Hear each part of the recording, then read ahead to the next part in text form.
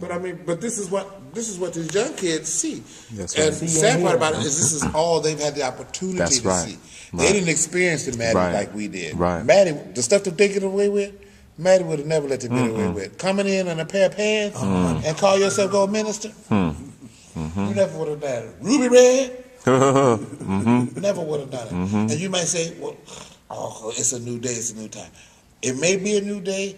It may be a new time, but God's standards have not changed. No, and it always works. His standards work. They always work. They always work. They always work.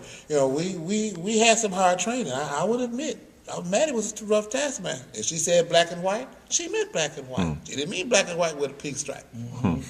With gold buttons and everything, Right. black and white. Henry the same. If he said we were wearing the blue robes, so the virtual voices don't come in with the pink ones, we wearing the blue ones.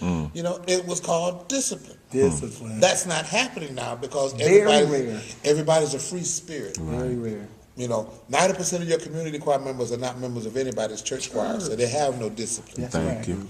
That's what I was saying. They got these choir members, these musicians, all these different people. They won't get up under anybody. These community choir people are not a part of a church choir that has a foundation at all. They barely go to church, half of them. And they get in their community choir. They come with any kind of spirit, dressed any kind of way, doing any kind of thing, and expect to present that to God and the people. It's awful. It's awful. And my question becomes, what do we?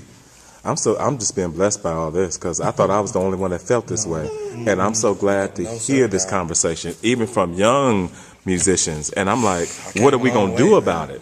Because what we can do, Doc, is do what we've been doing. If they see an example, I'm glad you said that. I'm glad you said that. You know, I refuse to change my standard to fit into what everybody else is doing. One, I'm confident in who I am. Two, I'm confident in whose I am.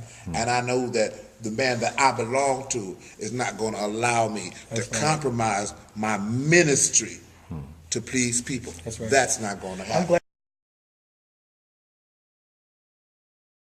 glad you said that. Me and George have been talking about that for years, and that's one reason why we do not change what we do and how we are at House of Prayer. So many people talk about us being so traditional, or we still wear choir robes and we still got to wear the right shoes and all that kind of. People talk about us around the city all the time. It's called discipline, but I refuse to change it. But you know what though? So many people. As many people as talk about us, there's another group of people who always come and say how well it looks and how much they receive us a lot better because of that. Because you don't see the big earrings and the gaudy stuff that takes away from what you're trying to say. The message you're trying to give out, your earrings are stopping me because they're bigger than I am. Bigger than your head. They don't. You know what I'm saying? They don't understand that we're not uniformed to look good. We're uniform so that we're not a distraction to the service. Exactly. I can't afford to be a distraction to the service.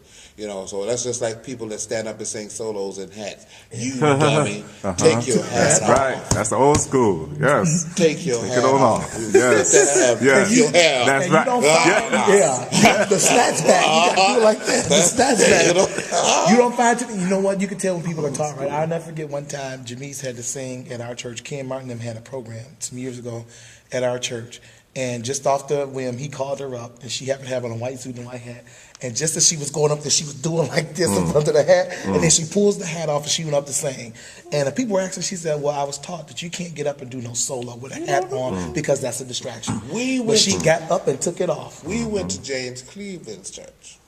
And we weren't supposed to sing that Sunday morning. We were just visitors. You know, and James called us to sing. Well, all of them had on, her, Darlene was on, they immediately. Yeah, take it off. And the people were like, so afterwards, one of the ladies from California was, excuse me, ma'am, we noticed that you all took off your hats. Bernie said, yes, honey, because that's protocol. That's protocol. You don't go before the presence of the Lord in ministry with a hat. Because it's a distraction. But have you been seeing, though, these community choirs and even some church choirs now who kind of make a mockery of it, and they wear the whole get-up, the ladies with the hats and the suits and all that kind of stuff? Have you seen that? Everybody got to do it. But I've been noticing that a lot. Chicago, New York, and places, they do that a lot. I will say Detroit has not done that. They have a little bit of a different way. Detroit is still, music cap. Yeah, they still better. they know better. They know better. I mean, they know better. You don't have people like Alma Hendricks and Nicks and all of them. You may not have them anymore, but you have people that they train. That they train. And their legacy lives through all those people. All those people that sung with them and stuff and that they train and stuff. That's true. And that's what it's about. And that's what we got to do. You What's will that say, what do ladies' we choir? do? We just keep doing what we do. You know, I can't make them not sing in the community choir. I can't make them, do right. But they can see what I'm doing. What you're doing. And I'm trying my best. But me and George talk about that. I always tell them that's why I refuse to compromise what we do. We are a church choir. That's what we're going to do. We're going to have some discipline, some order, some standards all the time, wherever we go. Yes, sir. Wherever we You have go. to have. And some of my choir members get upset about it, but I won't. I don't bend for it. You have to have. I don't bend for it. Mine don't even complain no more. But you know what? That's right. It's so funny that you say that because when you give them the rules and stuff, they complain about it. But after a while, when they see what it means and how it works, it becomes secondhand and second nature to them. They don't even say nothing anymore. Mine don't say. They'll complain about not being able to go out and come back in for because I don't let them go out. If they go out to the bathroom and stuff, you don't come back. Yes, sir. Take all your stuff with you. Take everything. All this walking back and forth. So Yes, you can go out if you want to. Do not come back. Yes, sir. And so mine now, they don't complain about that. They don't complain at 10:46 the door's locked. They don't complain about that. It's second nature. They know now if you're there at 10:48, go sit out. Put everything in the handbook, so you don't have to ask me no questions. No question. That's right. And if you have to ask, the answer is no. That's in the handbook. Yeah. You got to ask. Because that's very true. That's a true statement. If you have to ask, don't come asking me everything you about need to know. certain kind of shoes, in that certain book. kind of. I If want you one have of to them ask, I can print you one. yeah, we got our own little handbook. It's only about 3 or 4 pages. It don't But take a lot. But it tells you everything Yeah. you need to know to be a part of the choir. Yeah. Everything, time to rehearsal, uniforms, everything. Yeah, we have our own little handbook too. You have to. I mean, you got one at work that tells you how you're supposed to act and conduct yourself and how you're supposed to dress and everything for work. And you have to realize that a lot of our people are coming straight off the church. Yeah. Straight off the street. They're Straight coming from the off the palm street. tree. Straight off the street. Coming, some of them are literally coming straight from the palm tree on Sunday morning to the choir stand.